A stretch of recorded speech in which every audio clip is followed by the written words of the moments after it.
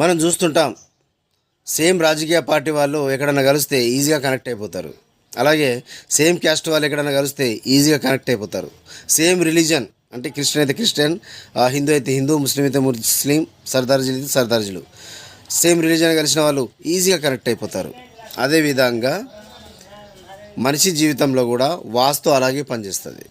మన ఇంటికి 16 జోన్లు ఉంటాయి కదా, ఆ జోన్లో ఏవేవైతే వీక్ ఉన్నాయో ముందర కూడా ఆ వీక్ ఉన్న జోన్స్ వాళ్ళకు ఈజీగా కనెక్ట్ అయిపోతారు. అంటే ఇక్కడ ఒక అమ్మాయి లవ్ చేయాలంటే అలాంటి వీక్ జోన్ ఉన్న వాడితోనే లవ్ చేస్తుంది. అంటే వీడి జీవితంలో వీడి ఇంటికి ఏవైతే దోషాలు ఉన్నాయో అట్లాంటి దోషం ఉన్న పర్సనే వీళ్ళ లైఫ్లోకి వస్తుంది. ఫ్రెండ్ కావచ్చు, లవర్ కావచ్చు, భార్య కావచ్చు, భర్త కావచ్చు, ఏదైనా కావచ్చు, బిజినెస్ మ్యాన్ కూడా కావచ్చు. మన ఇంటి వాస్తుకు బలం ఉంటే బలం, దోషం ఉంటే దోషం. మన జీవితంలో వచ్చే వాళ్ళకు కూడా దోషం ఉంటే దోషం, బలం ఉంటే బలం. As it